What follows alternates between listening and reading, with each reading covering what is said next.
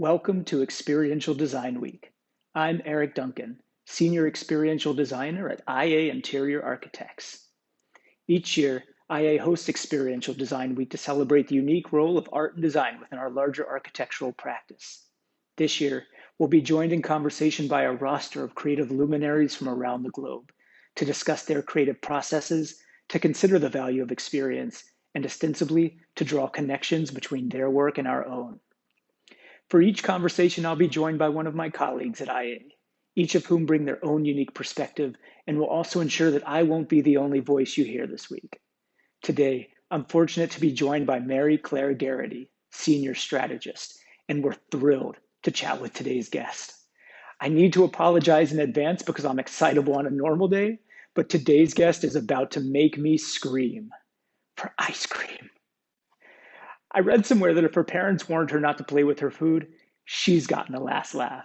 That's because she now has one of the most coveted roles imaginable as a global research and development chef for Ben and Jerry's. I can't believe I get to do this. We're thrilled to welcome her to Experiential Design Week. Sarah, would you like to introduce yourself? Yes, thank you for that intro. I'm Sarah Fidler, as you said. I'm the global R&D chef at Ben& Jerry's. I've been with the company for about 7 years and kind of marry my food science degree with my culinary degree and essentially spend my days playing with food and eating food and talking about food. Pretty wonderful. And we also heard that you go by a different name.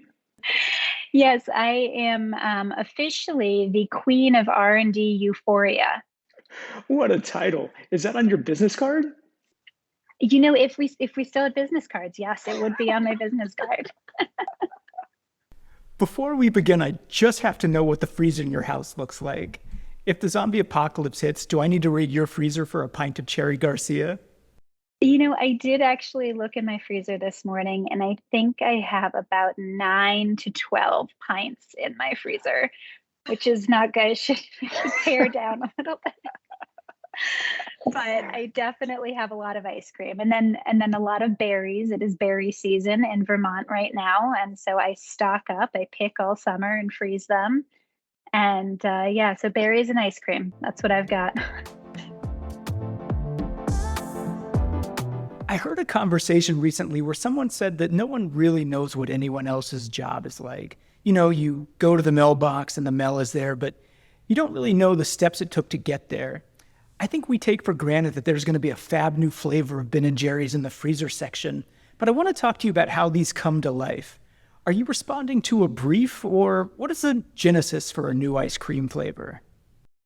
So we work, within R&D, we work with a really broad innovation team. So there's our brand team that really protects our brand integrity, makes sure that what we're making is true to Ben& Jerry's and authentic for us. And there's our CMI team, our consumer insights team. And so we kind of start the process with consumer insights. We look at macro trends that are taking place across categories. So not just in food, but in clothing, in design, in travel, and kind of look at those trends and then slowly unfold how we can interpret them into an ice cream flavor. So the whole process takes about 18 to 24 months. And we'll usually have kind of a big trends presentation, and many trends stay the same. So nostalgia is one that we've seen for years. And it morphs a little bit over time, especially in the US, we have become such a diverse nation that nostalgia to me, growing up in the Northeast, might be very different from nostalgia to someone who grew up in Texas or somebody who grew up in the Pacific Northwest. So, one word can mean a lot of different things. And we really try to hone in on, how do we want to focus on this trend? How do we want to deliver something that brings back happy memories for our fans? And from there, we make a lot of food. So, we recently launched a flavor called Moose Pie.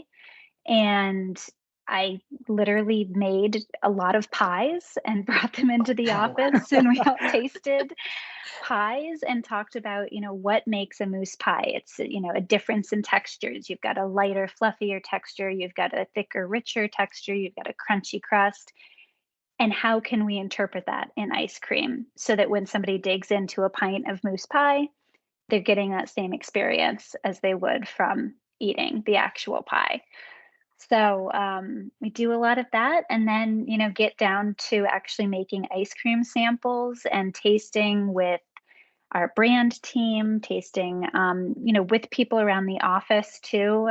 We've got a lot of different functions in our office, and it's great to get people who don't usually eat ice cream for work to come in and try it and give their opinions. And then there is a lot of computer work that my colleagues end up doing, specifications, make sure that we can take that small batch that we've made and make 80,000, 160,000 pints of a new flavor and make it delicious every time. And then we launch it and hope that people love it and hope that it brings some joy. That's so great. And we're curious too about the client. So is there a client, for us, our clients tend to be tech companies, they're real estate developers, hospitality groups. So when you're developing these new flavors, is Ben and Jerry's the client, or is Eric or Mary Claire sometimes the client? How do those come to fruition? Yeah. So, I mean, we always think about our fans broadly, and it's definitely evolved over the years as different generations have kind of essentially decided to spend their money in different places. So, we had been our clients or our fans had been kind of um, people that either have older kids or don't have kids, have a little bit of extra income to spend a little bit more on that pint of ice cream. That's an extra indulgence. And what we're seeing with Gen Z is that if they find something that they really love, they'll spend, whatever amount of money, if it's really high quality, if it's indulgent, if they really want to try it, if their friends are trying it.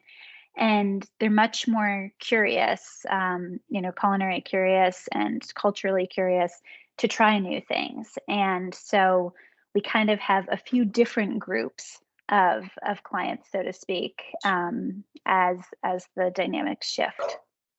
And so I'm curious about that too. And you talk about Gen Z. And so who really is the tasting audience then as you're trying to appeal to multiple types of generations?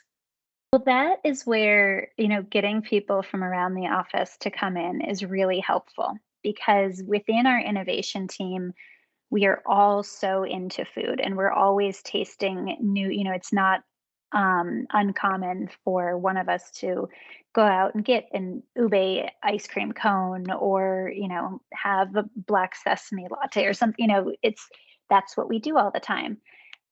And so we really try to pull people from the office who maybe are a little bit more in the traditional realm of culinary creations and make sure that it's approachable. We are not the Noma of ice cream companies. We're not trying to be so fancy that people can never find it, or we want to make it approachable. We want to make it fun, authentic to the brand.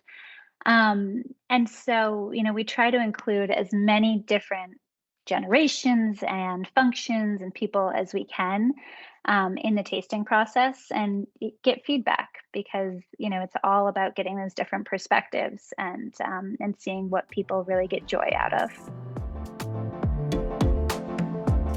While we think about development, if you got a brief today for a fresh take on mint ice cream, something that isn't your standard mint chocolate chip, what starts happening? How would you be thinking about this kind of evolution in flavor? So, I think we first start with who are the customers, who are the fans going to be. So, is this a US flavor, a North America flavor? Is this going to be a global flavor? Is it, just in Europe? Is it just in Australia? Think about that first, because that will help us figure out which type of nostalgia would we want to go for, or what kind of trends are we seeing in this part of the world. And then from there, we just try to gather kind of a big sample size of kind of versions or iterations of a particular thing. So, mint, you could go anywhere from a toothpaste to, mint in a strawberry and feta salad, very wide range, and kind of look at all of those different ways that mint comes into our lives and figure out, first of all, it's got to taste good. We're not going to put out anything that doesn't taste good. But then, what's really authentic to the brand, that's really important. I think, we've tried some really delicious creations from other ice cream companies, that are amazing, but it doesn't quite make sense for our brand. So we'll let them stick with it, and we'll do something that's chunky or swirly and really fun with the flavor. When a flavor first makes the jump from development to a larger scale production, what sort of quantities are we talking about?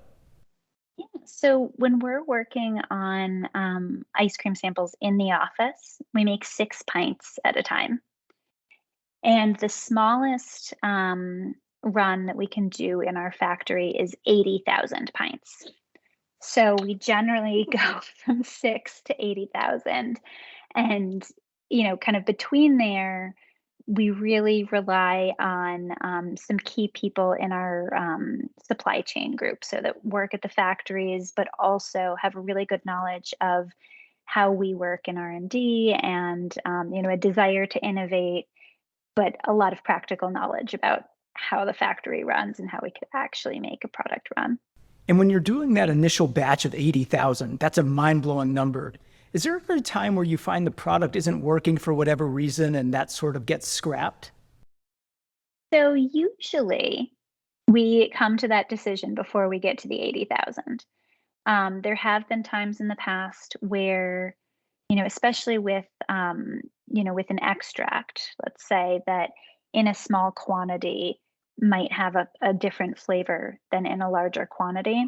When I first started, there was a flavor that we used an extract for our initial run, and we always pull pints off of the line and go into the QA lab. And part of the job is to dig through the pints and make sure there are enough chunks and swirls, make sure it tastes good. And pretty quickly, the person who was monitoring that run said, "This doesn't taste good," and so we scrapped the whole run and changed the formula to have a different extract, because that particular flavor just did not taste good. So it has happened. We try to avoid it as much as we can, but yeah, we definitely wouldn't want to put out anything that we don't think is delicious. Is each team member developing their own flavors, or is there more of a collaborative approach to the development process? A little bit of both. So definitely a lot of collaboration. And I, in my current role as the chef, I kind of bring everybody together to collaborate and work with each of the developers. Certainly to keep things organized, each developer is kind of assigned a particular flavor or product to work on. And they'll be responsible for communicating with any of our suppliers and creating the specification sheets, going to the trials, things like that. But generally, when we're thinking of flavor ideas, it's much more, we all think of all the ideas and kind of, let's say we want to create 5 new pints next year. Say, okay, let's put all of our ideas together, think of a bunch of new flavors, narrow it down to 5, and then we split off, and each developer works on the individual products. Ben and Jerry's is obviously famous for social activism and DEI, diversity, equity, and inclusion. And I'm wondering a couple of things, how that manifests internally. So if you could give us your thoughts around any causes employees start to participate in, as well as, on the DEI aspect, it's such a huge driver, even for us.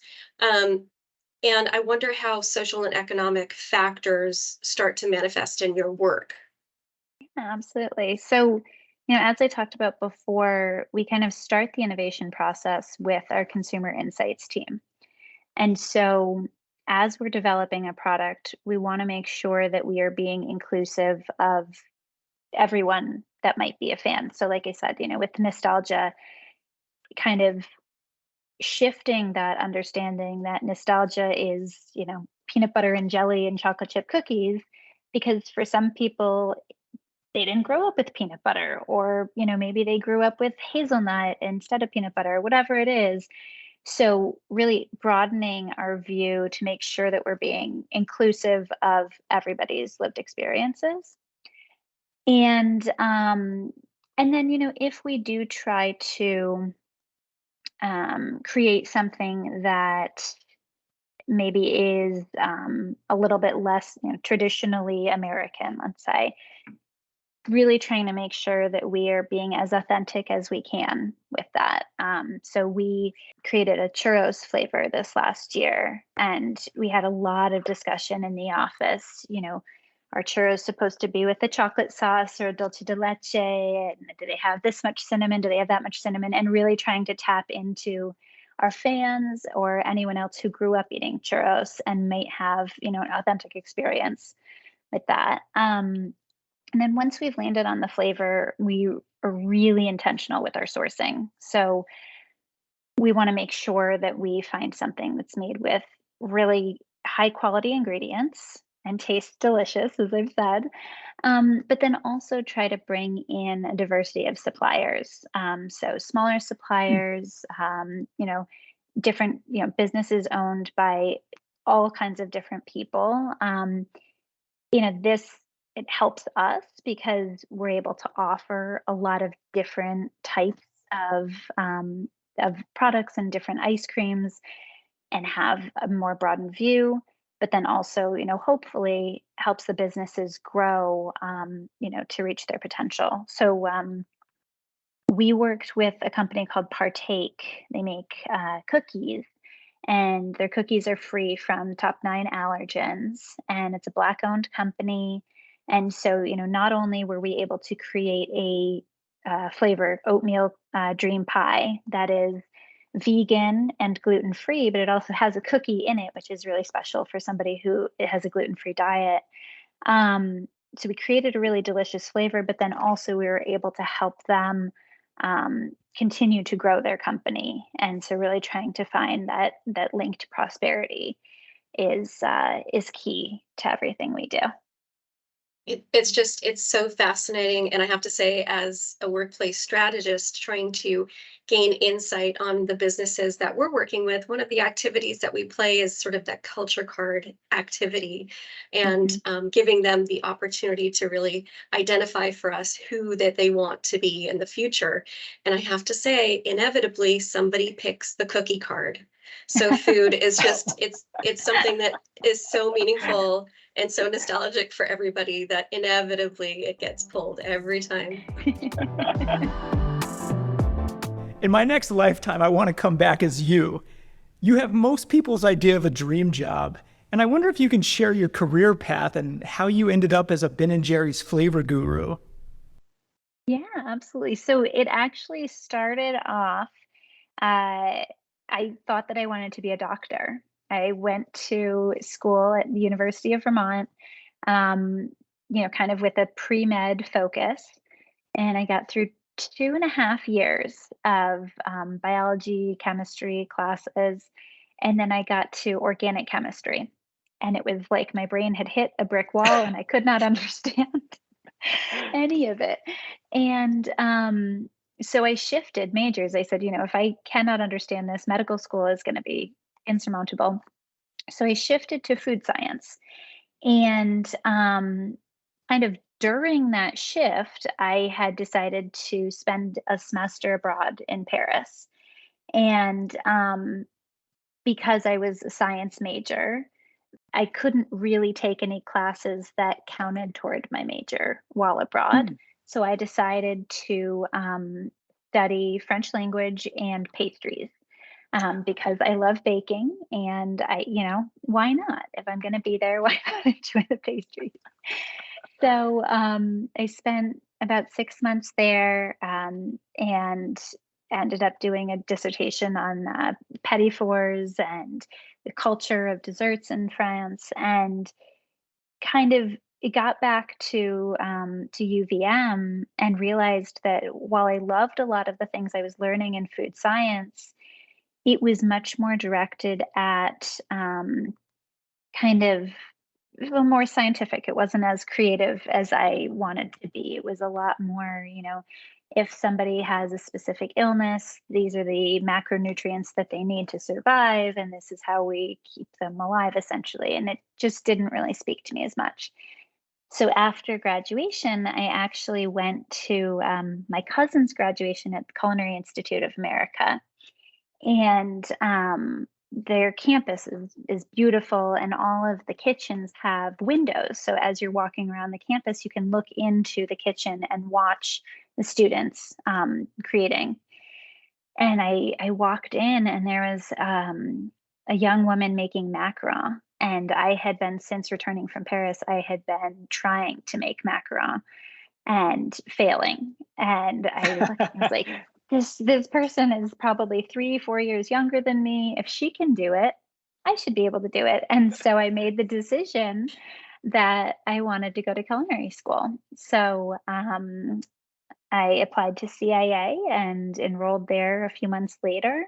As part of the curriculum there, students have to do an externship. So I moved down to DC and worked at the Ritz-Carlton in their pastry kitchen, which was really a great experience because I, worked with, room service and creating cookies or brownies or something for somebody to have the room, up to a full-scale chocolate buffet during the holidays and, creating all kinds of showpieces, and just a wonderful experience, wonderful company to work for. Yeah, and then after graduating, I moved back up to Burlington and started working for a chocolate company here.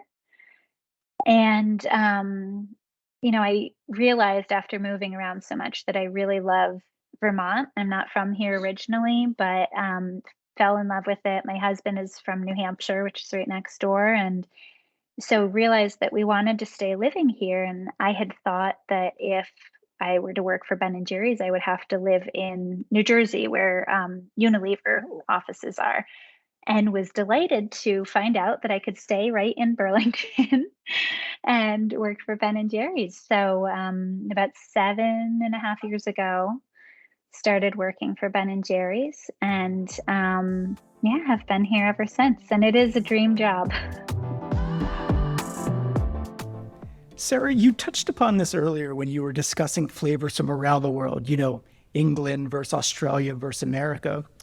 I'm always so envious when I see the exciting Kit Kat flavors the Japanese market has access to versus the options we have in the States. What is the difference between a product that's right for the American market versus those found elsewhere? Yeah, so I touched on it a little bit before with like the different ideas of nostalgia and familiarity. And I think a lot of people on my team would love to make, a black sesame and strawberry ice cream, but it doesn't necessarily fit the brand, and we don't want to alienate anyone. So we really try to find that balance between, what's going to be exciting for our fans, and what will still be familiar enough that they'll pick it up off of the shelf and not just go straight for cookie dough or straight for cherry Garcia, but pick up the churro flavor, for example. How do we make this something that maybe introduces people who have never had churros to the idea of them in a fun, approachable Ben and Jerry's way? And I think one of the things I'm really excited about is we are becoming such a globalized, through social media and ease of travel. Generally, people are so excited and so curious to try new flavors, and it's so much easier, if you go on TikTok or Instagram, to see what people in Japan maybe eat on a regular basis, or see what people in France eat. And And so we're seeing a lot more curiosity and a lot more acceptance. So I'm hoping that we can have more global launches and really kind of create more flavors that speak to everybody, or at the very least, people are really excited to try. I think on that comment about just the various variations and some of the differences, distinctions. I read that there are products that you develop for retail, but then other products that you develop for scoop shops. So curious if you can elaborate on that. Yeah, yeah. So we generally will create two or three scoop shop exclusive flavors. And usually the run size is a little bit smaller than those, 80,000 pints. And we try to be a little bit more creative, a little bit quirkier with those flavors. The intention usually is to just keep them around for 1 year. Their purpose is kind of to create excitement. So it's not necessarily this is going to be the next cookie dough, but this is going to bring people into the shops. This is going to give them some joy and some excitement. I think some of my favorites a few years ago, I think it may have been when I first started actually, we had cereal milk flavors. So we had I think it Oh, was Coco Loco, and I can't remember what they were. There was like a Fruity Pebble one, but we didn't call it Fruity Pebbles. And I think there was like a cornflake one. And we had these really delicious crunchy swirls, and they were really unique and really fun. We had a lot of fun with the activation party. We had a giant cereal bowl that people could jump into in train station Grand Central. Um, so, those flavors are really all about creating excitement for the fans. And sometimes they stick around. There's a flavor right now called Marshmallow Sky. It is a blue ice cream. And most mm, people who come into the shop to order it say, I'll take the blue one. They don't even know what the ice cream's called. But it's delicious. It's a marshmallow ice cream. It's got marshmallow swirls, chocolate chip cookie dough, and then chocolate chip cookie dough. So it's very sweet, but yum. really delicious. And it's blue, and people love that. And so that I think has been around for 2 or 3 years now, even though the intention was to only keep it around for 1 year. And for flavors that have that sort of longevity at the scoop shop, will that ever make the jump to the retail aisle? It's possible. It's possible. We've done it once or twice before. Generally, the scoop shop team is really excited to have that as, the Sure. reason to go into the scoop shop. But yeah, if our fans really want it and people are asking about it, and not everyone has access to a scoop shop either, then yeah, sometimes it will jump into a pint. I think it's universal that we all experience imposter syndrome at some point or another. Have you ever experienced imposter syndrome? And if so, how do you quiet those thoughts of self doubt?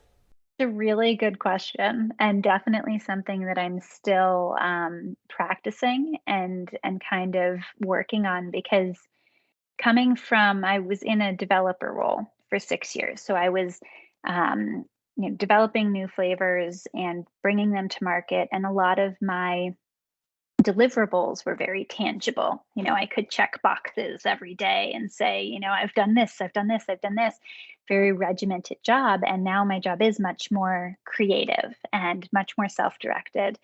And I think some of the situations and experiences that I've had that have helped me to quiet those thoughts are just kind of the conversations that I have both internally and externally about what I do, how I contribute to the team, and seeing the realization that my role is very unique and very integral to the team. Kind of getting that feedback from others that, like, wow, this is really cool. You made 20 pies for the team to taste so that they could figure out, what moose pie is or what Boston cream pie is. I think that's been really helpful. I am surrounded by a really wonderful team. We're very close, and we all have different backgrounds, different preferences, but we mesh really well together. And there's a lot of support and appreciation for what I do, which is really great. Um, and then, I think there's also always the reminder that I love what I do, and so Hmm. that is in part enough. I really love creating, and so if it brings me joy, then that is, one step toward quieting any voices of self-doubt. But it's a very good question, as I was thinking about it earlier, and I thought, this is a tricky one. I know people are going to get a lot out of what you just said, so thank you for that. This is sort of a follow up and sort of a pivot, but every one of us, especially if we're a creative, has experienced creating something we love only to find that our client or our audience received it with much less enthusiasm. So it's fascinating that Ben and Jerry's embraces this concept of failure. I'm using big air quotes around that word, and pays tribute to its discontinued flavors in the flavor graveyard. Your website says that even the best Ben and Jerry's flavors melt away, but why do flavors meet an untimely end?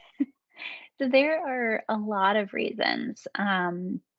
Sometimes we may have just launched something a little bit before its time. So I think back in the early 2000s or the 90s, we launched a chai latte flavor.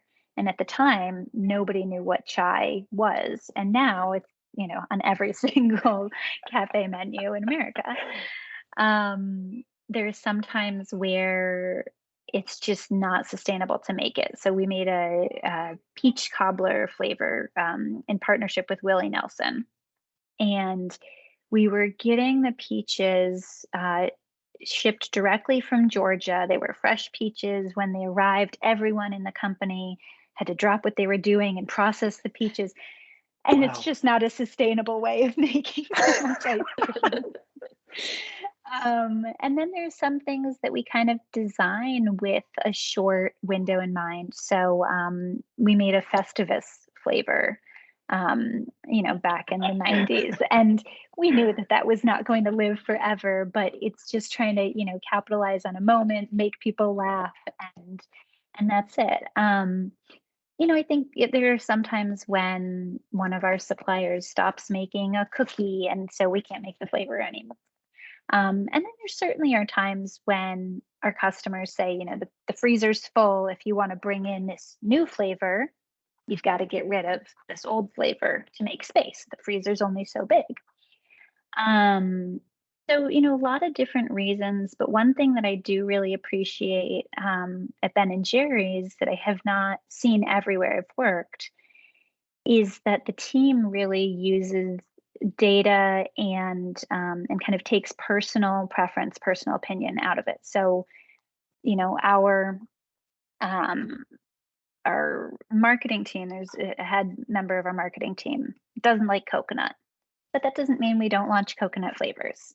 He acknowledges he does not like coconut. He will taste something and give his kind of professional opinion, but isn't saying, we're not going to launch it because I personally don't like it. So I really appreciate that about this team is we kind of look at, what do our fans want? Does this deliver on that? And does it taste good, at least to those people who like coconut? And do some of those flavors ever come back from the graveyard? Yeah. We I think 2 years ago maybe relaunched Dublin Mudslide. And that had been one that fans were asking us to bring back. And we actually were able to bring it back with kind of a new values led sourcing story. So we worked with a company, I believe in Oregon, that called Wayward Spirits, and they use discarded whey from the dairy industry, which is a huge waste product of the dairy industry, yogurt industry specifically. They use that to create a distilled spirit. And so we used this product in place of the kind of Irish cream type product. And so we were able to bring back the flavor, but in a, even more exciting way that aligned with our values. And then I think, the oatmeal dream pie that I was talking about earlier was an attempt to bring back a flavor profile, which was an oatmeal cookie flavor that we had years Mm. ago. And the cookie supplier did, in fact, stop making the cookies we wanted. So we had to put that flavor in the graveyard. And so we brought back this flavor. It's not exactly the same name or exactly the same build, but we knew that people really loved that oatmeal cookie profile. So is there a way that we could bring it back? I hope this isn't too touchy of a question, but have any of your flavors ever ended up in the flavor graveyard? Yes. Yes, absolutely. I think that everyone on the team now has at least one flavor in the graveyard, and it's to be expected. When we develop something, it is funny. It's kind of 18 to 24-month process from start to finish. And generally, we're like, okay, if this lasts 1 or 2 years, then we're happy. So it's a lot more creation than actually being on the shelf. But I think my first flavor to go in the graveyard was a what did we call it? Sweet like sugar, and it was kind of an almond ice cream, a cherry ice cream with a sugar cookie core, and it had shortbread cookies and cherry pieces. So kind of Italian cookie vibes, with the almond and the cherry. Um, and it was really yummy, and everyone thought it was yummy, but it was one of those flavors where the grocery stores just said, if you want to bring in new flavors, you're going to have to pick some flavors to get rid of to make room in the freezer. So it went in the graveyard, but that's all right. How much competitive research does your team do? Is there a dedicated freezer with Ample Hills and Jenny's, or do y'all take trips out to Santa Monica to see what McConnell's is up to? Um, so yeah, we do a lot of competitive research. We typically, since COVID, we kind of have a specific day where everyone is in the office together, and that day is on Tuesdays. And every Tuesday, I don't bring lunch because we just spend the whole day eating ice creams or cookies or whatever it is. And a lot of it is, some of the brands that you mentioned, and then sometimes we do take trips. We were just in New York last week, and um, much to some grumbling from some of our team members, I think we ended up walking something like 8 miles in like a 3-hour time period so that we could just run around the city and try a ton of different foods. We made one stop for salads because we're like, we need to eat something green and crunchy. But we do spend a ton of time eating other companies' ice creams, and it's so easy now to order pretty much anything online. So we do some traveling, but then also try to bring in, and it also is nice because when we order a 6 pack from Salt and Straw or Jenny's or Van Leeuwen, um, we can have that in the office, and then kind of everybody gets to try it, whether they're on the innovation team or if they're in finance and they're just curious about, what is this company doing. So it's really fun to, especially some of the weirder flavors. Van Leeuwen did a glass onion flavor maybe this winter, and everyone was like, onions, and I was like, it's actually pretty tasty. Give it a Wow. try. Yeah. It's so interesting just to see the crossover in creativity between what you do and what we do. And, we all come across creative blocks as well. There's different challenges. We've all got different challenges and specific challenges. Are there any examples that you can share with us on what some of those challenges might have been and then how you maybe overcame those creative blocks? I mean, I think it definitely is challenging. And I think, to be honest with you, I think it's really helpful when we are all together in the office as a team. And, oftentimes one person will be in there, even if they're just cooking their lunch or, it's nothing to do with work. But then we all start tasting and talking about what we ate over the weekend and sharing stories, sharing samples. And I think that really helps to create a lot more creative energy. So, in the last 2 or 3 years, where we've been working from home more often, it's been challenging to really think creatively. And some of the things that I've done and that we've done as a team, um, are really trying to get out of the project mindset and just create things for the sake of creating and for the sake of thinking of new ideas. So I think it was probably the first summer of COVID, summer of 2020. Each of the R&D team members got an ice cream maker to use at home, and it makes a quart or so of ice cream, and we would have these monthly or so challenges with some kind of prompt. So I think we got them in June or July, and in August it was use some fresh local ingredient, could be anything. So I made a corn ice cream, and I think I made a blueberry kombucha sorbet, and I swirled them together with a corn chip crunch or something. And I knew that it would never become a pint, but just the act of creating that and learning, seeing what other people on the team had done really helped kind of uh, get through that and helped with the development cycle. A few months ago, we started making just literally one bulk tub, so about 80 scoops, give or take, um, of a new flavor. And we're trying to be more creative with that. It's a lot faster turnaround. We don't need to create full specifications. And we're able to work with some smaller vendors. So that's been really fun and exciting for us, and exciting to engage with fans on that level and be able to kind of create something that maybe our full innovation team isn't ready to launch in a pint, and take baby steps. Just because you know where it's going to lead, whenever someone on an airplane asks you what you do for a living, do you ever just make something up and tell them that you're a tennis coach or something?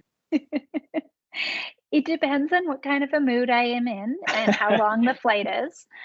So, the flight from Burlington to New York City, which is pretty much the only place you can fly direct from Burlington, it's a 40-minute flight. So if somebody asks me and I'm in a good mood, I know I've got 40 minutes. But I was recently flying over to England, and somebody asked, and I was like, oh, this is a 6-hour flight. I was hoping to get some sleep. And so oftentimes I will say I'm in product development for Unilever, which is not a lie, but does not start a conversation like I'm a flavor guru for Ben and Jerry's. That's so great. Are there any new books that you've been reading lately? Well, I love to read.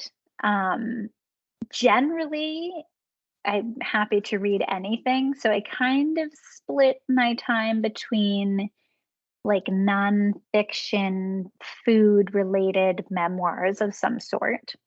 Ruth Reichel is wonderful, all of her books. And then also have a little bit of like suspense, murder, mystery tilt too. So right now I'm reading The It Girl by Ruth Ware, and it's excellent. But I literally I read on my iPad and just take books out from the library. And if I finish a book at 10 o'clock at night, I'm right back on getting the next book, because I love to read before I go to bed, and always have something going. Something else that, lately I've been asking a lot of people is,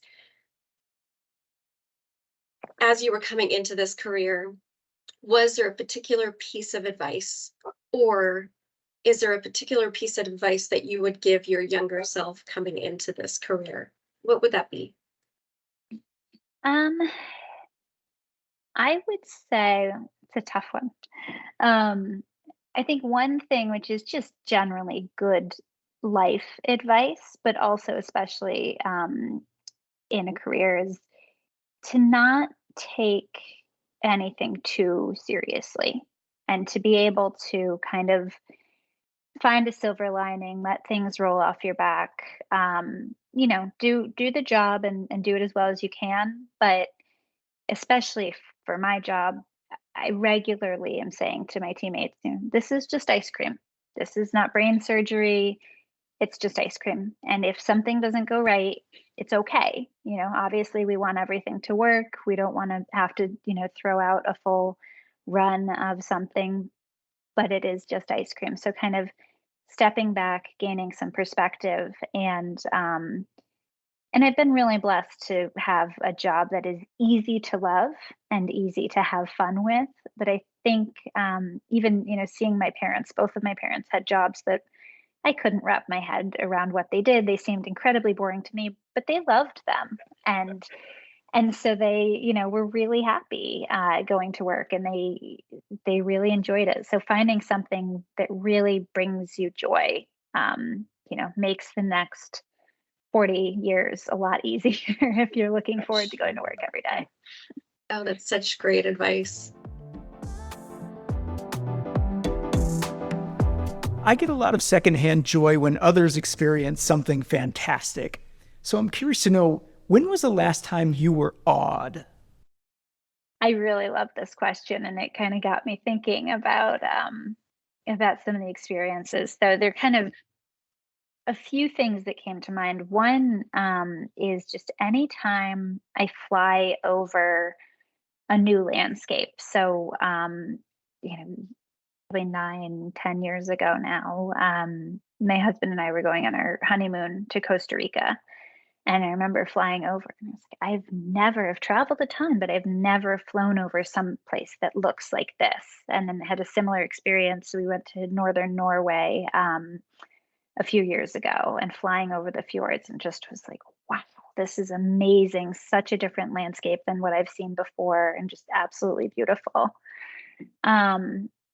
Food, I've eaten a lot of really good food, especially Copenhagen is one of my favorite cities for food, and just really blown away by some amazing, seemingly simple and unpretentious food. Makes me really, really happy. And then I have 2 kids, and just watching them grow and interact with each other. They're still quite young. So, when they start to do something, they're just like, oh my gosh, I can't believe that you know how to do this already. You were just a baby. Really, really brings me awe. Mary Claire, when was the last time something brought you awe? Oh gosh. Well, I often find awe in nature. And being in Long Beach, it's so lovely being close to the beach. And Eric and I were chatting earlier that I just took my dogs onto the paddleboard with me for the first time That is the other great. day. And that was definitely awe. But something that really was very magical and very inspiring was a few years ago, a group of us at IA went to Marfa, Texas. And that's just 3 hours outside of El Paso Airport. And we went to the Chinati Museum. And if you haven't been there, it's definitely, I would recommend it. But in particular, I think it was Robert Irwin's Dawn to Dusk permanent installation. And if you're not familiar with it, he used the architecture of this building, which was really a sort of horseshoe shaped building. And one side is light and one side is dark. One side's painted white, one side's painted black. And he used scrim stretched along the entire length of those areas, and then started to transition as the two of them came together. So combined with the window openings, the entire space changes every minute of the day, 365 days out of the year. It is just constantly evolving, and it was just really very, very moving for all of us that went to experience that. So I would say that was probably the most awe-inspiring moment for me. How about you, Eric? Well, this is cool. I recently learned that the ancient Japanese almanac broke the year down into 72 microseasons. There are 24 sort of major seasons, and each of those is comprised of 3 minor seasons. And there are these enchanting descriptions about what's happening in the natural world at that time. For instance, as winter's loosening its grip, one 5-day microseason is an eastern wind melts ice.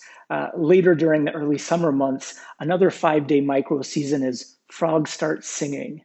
Uh, my favorite of the 72, because it sounds so much like the title of a Prince song, is Light Rain Sometimes Fall. It's this really poetic narrative about the time of year, about animals and about nature. And it's also this beautiful reminder that there's nuance and poetry in the natural world. Yeah, that is really, we have sort of similar in Vermont. We have mud season and stick season in addition to the four seasons. But it is kind of an interesting way to think about how everything is constantly evolving, and we're going, making this trip around the sun, and each day is a little bit different. It's not like the 3 months of summer are always exactly the same. One final question for you. I'm a food lover, and when I was younger, I used to tell my friends that my headstone would read RIP, rest in poutine. I think I've reconsidered though, and just so I can make my final wishes clear to my loved ones, will Ben & Jerry's ever sell a casket full of chocolate chip cookie dough ice cream? I think we probably could do that. I think we could make a lot of ice cream. Well, I'm thrilled to hear that. Sarah, it has been such a delight speaking with you. Thanks for all your incredible insight. Thanks for sharing your creative process with us. We can't wait to see what's next in the ice cream aisle. Awesome. Thank you. Thank you for the conversation.